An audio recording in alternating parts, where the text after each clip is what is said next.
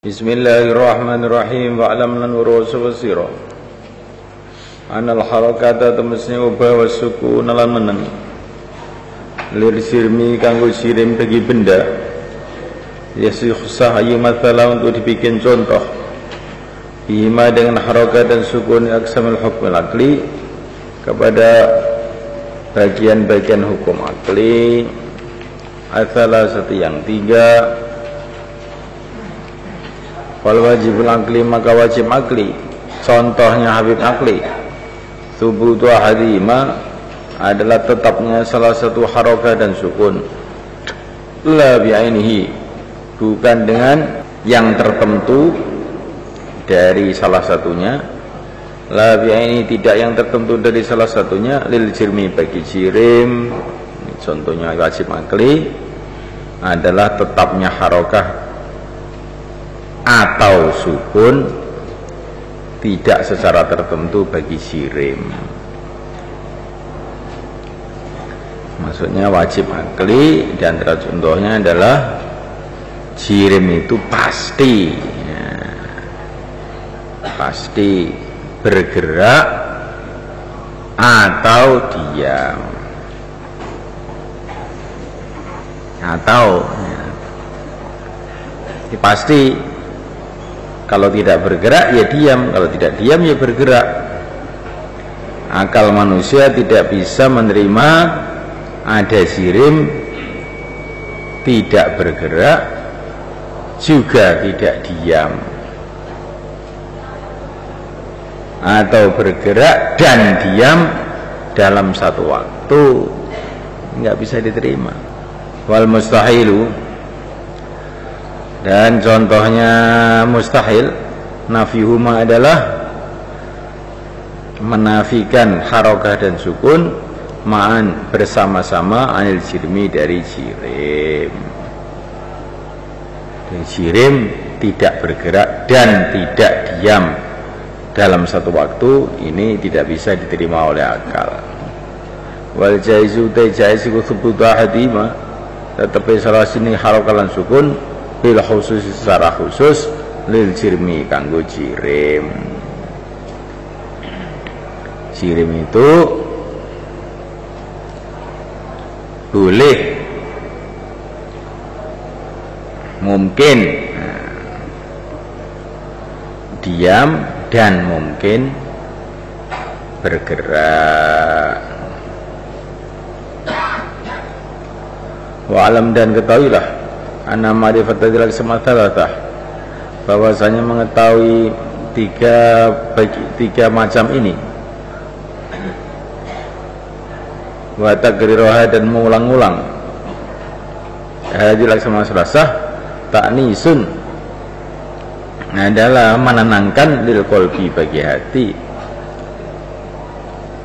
bi amsilatiha dengan contoh-contohnya hatta la yahtaja, hingga tidak berhajat al-fikru fikir istighfari ma'aniha, di dalam menghadirkan makna-maknanya ila kulfatin, kepada kesulitan aslan sama sekali. Mimma, yaitu perkara huwa, yang perkara itu dzururiyun adalah perkara yang pasti ala kulli aqilin, atas setiap orang yang berakal yuridu, yang menghendaki ayafuza, untuk dia beruntung bi ma'rifatillah, dengan ma'rifat kepada Allah wa rusuli, dan utusan Allah alaihi salatu wassalam. Jadi mengetahui hukum akli itu perkara yang sangat penting, karena tidak mungkin orang itu ma'rifatullah secara akal ini, secara analisa akal murni. Orang itu tidak mungkin bisa ma'rifatullah tanpa memahami wajib, mustahil, jaiz, apa yang mesti, apa yang tidak mungkin, apa yang mungkin. Ini kalau perkara tiga ini tidak paham, nggak bisa orang itu memahami keagungan Allah, nggak akan bisa memahami keagungan Allah secara akal, nggak akan bisa. Nanti kalau dia ini tidak memahami wajib, mustahil, jaiz, perasaannya mengagungkan Allah, padahal itu malah menghinakan gitu loh, karena tidak tahu. Makanya kata-kata Tuhan itu di atas segala-galanya. Nah, ini kalau dengan makna hissi, ini kan sepertinya mengagungkan, padahal ini kan tidak mengagungkan. Karena kalau kamu katakan Tuhan itu di atas, berarti sama dengan langit, sama dengan matahari, sama dengan perkara-perkara yang di atas jadinya itu. Jadi mau mengagungkan, tapi karena tidak merenungi wajib, mustahil, jaiz bagi Allah, akhirnya malah terjerumus di dalam menghinakan, naudzubillah, syirik. Ya, syiriknya orang-orang Yahudi, orang Nasrani itu diantaranya sebabnya adalah karena ini tidak memahami wajib, mustahil, jaiz. Masa manusia dikatakan anak Tuhan, bagaimana bisa diterima? Anak itu mesti serupa dengan ayahnya, dengan orang tuanya. Sedangkan Yesus itu manusia, berbentuk manusia, makan seperti manusia, minum seperti manusia, lahir dari seorang ibu seperti manusia. Bagaimana manusia kok tahu-tahu dikatakan anak Tuhan? Kalau sifatnya manusia, ya dia itu harus kita nilai sebagai manusia. Wong sifatnya manusia kok kamu nilai sebagai Tuhan, itu kan namanya ta'arud. Ini itu contohnya. Maka dalam Quran itu senantiasa diucapkan subhanak, subhanalladzi, subhanalladzi, subhanalladzi, sabbahalillahi, maha suci Allah, maha suci Allah. Maha suci Allah itu maksudnya betul-betul di luar jangkauan otak manusia, di luar jangkauan otak manusia. Itulah maknanya subhanallah. Yang punya sifat atas, sifat bawah, itu adalah benda. Kamu lihat itu benda-benda itu di atas, di bawah, berbentuk.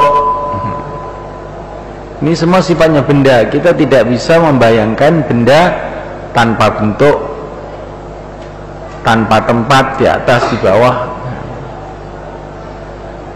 Sedangkan Tuhan itu laisa kamitslihi syai', berarti Tuhan itu tidak bisa disifati di atas dan di bawah.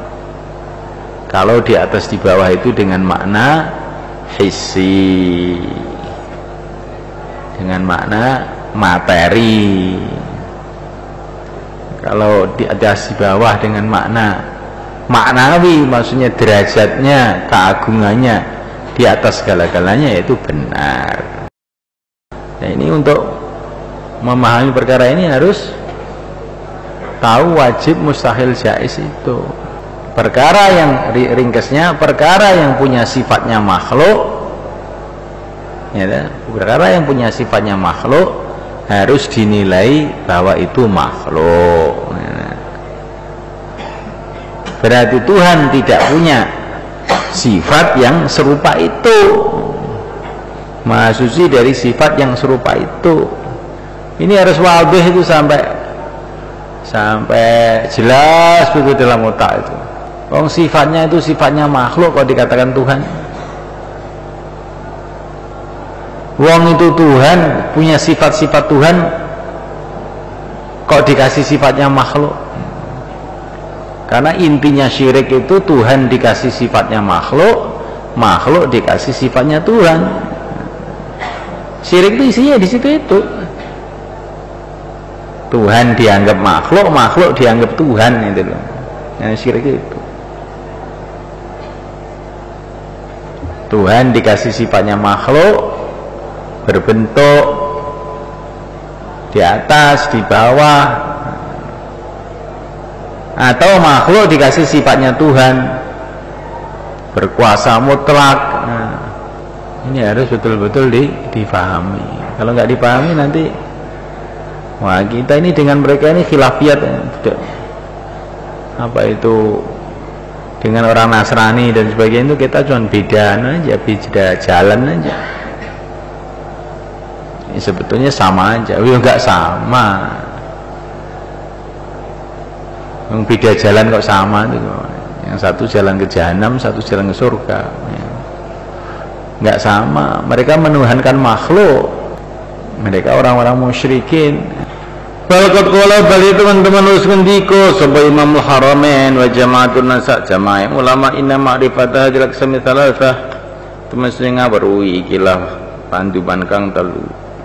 Ya nafsu akli adalah zatnya akal. Paman lam ya'rif ma'aniha, barang siapa tidak tahu makna-maknanya aksam salatah falaisa bi'aqilin, maka tidaklah dia itu berakal. Wallahul muwaffiq.